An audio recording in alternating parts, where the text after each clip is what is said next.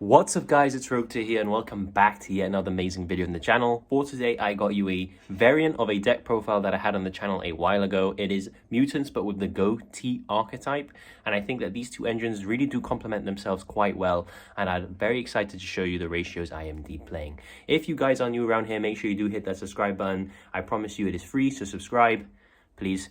And also make sure you do like the video and check out our short section. Obviously check out our shorts videos. They're doing very well. Without any further ado, let's get straight into this deck profile.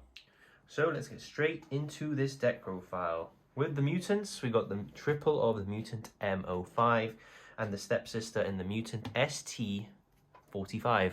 If you don't know what they do, M stands for monster and ST stands for spell and trap. That is basically what they search. And the beauty of this deck is that you have to banish monsters from your hands, but since you're banishing Ghotis, oh no!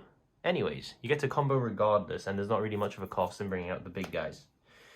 Speaking of mutants, we have the last mutant that we're playing through up here. We have Mutant.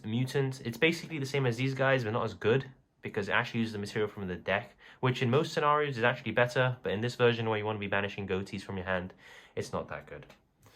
That is it for the little ones, and then we have double of the Mutant Beast. He is the best of the big lads that the mutants have. He's the spell negator and banisher, and then we're playing the one of the Mutant Arsenal. So that is it for the mutant cards. It's a nice sizable amount.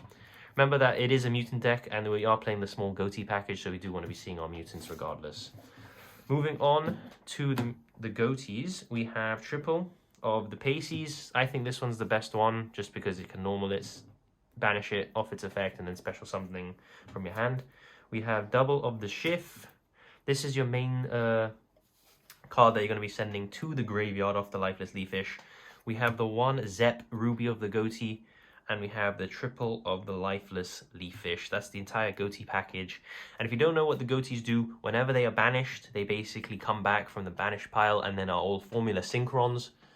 So it's actually very useful in a mutant deck because the mutants do banish a card from your hand as cost. So that is the Ghoti part of the deck. I think they go very well together. Moving on to the hand traps, we have triple Gamma with the one Driver. Really good because we are playing the link 2 of the side frames, which basically means that we can always use Gamma even if we control monsters, and it means that we can search Gamma by doing normal mutant plays, so that is why we're playing the Gamma. And with E-Telly in the deck and the mutants banishing themselves, tributing and banishing a card from your hand, meaning that you won't control any monsters, they can ash you and you can lose like a lot of card advantage, so I think Gamma is really good in that scenario. Moving on to the spells, triple Pot of Prosperity, just consistency basically. Can never really say no to this card. It's in here, shocker, but it needs to be in here for consistency reasons. We have triple of the E-Telly. You get your mutants out with this card, and you can save your normal summon for the Lifeless Leafish. We have one Mutant Evolution Lab. Not that important, to be honest, in this variant. Just play the one because it's searchable and can let you do both your little mutant effects in one turn. We have one Call by the Grave. As I said, Ash is pretty good against this deck, in the mutant aspect anyway, so we do need to play Call by. We have triple of the Super Infinite Impermanence, or as I like to call them, the triple sperms. Best hand trap this format. You hit Kitkalos with this and you're laughing basically. We have triple of the Mutant Cry, just as the fusion spell. It fusions them from anywhere as material. It's really good. And then we have the one of the Mutant Clash, which is like an imperm, just obviously not as good, but it is searchable.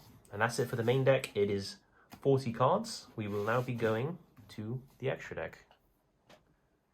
Starting off with the extra deck here, we have the one Psyframe Lord Lambda. As I said before, it's pretty good because with the normal mutant plays, you can search for your Psyframe Lord Gamma, or your Psyframe Gamma, apologies, and then you can use it even if you do have monsters on the field. So it's sort of a way to play around the rock, which is the Nibiru, of course. We have the one Cross Sheep. Really nice because it's able to bring back your mutants from the graveyard, and of course on summon they will be getting their effects. You can bring back some Ghoti monsters if they are in the graveyard as well, and they will get their effects to special summon too. We have the one Abyss Keeper. The small mutants are water monsters, which is what I didn't tell you before, which allows easy plays into the Abyss Keeper, which is nice removal. So I thought we should be playing it. For the synchros, we have one of the Ghoti Deep Beyond. If you don't know what it does, on summon it banishes everything and then comes back during the standby phase, which is really nice to have a board wipe like that. We have one of the Ascan. This is probably the best Ghoti synchro, I'd say, because just the ability to summon it very, very easily, banish itself and one card on the field, and then come back is very nice. We have two of this guy. He's a level 6. I don't actually know how to pronounce his name, so I'm not going to attempt to. He's the main engine starter. You want to be wanting to make him as quickly as possible, and he just grants you the ability to get all your Ghotis in circulation.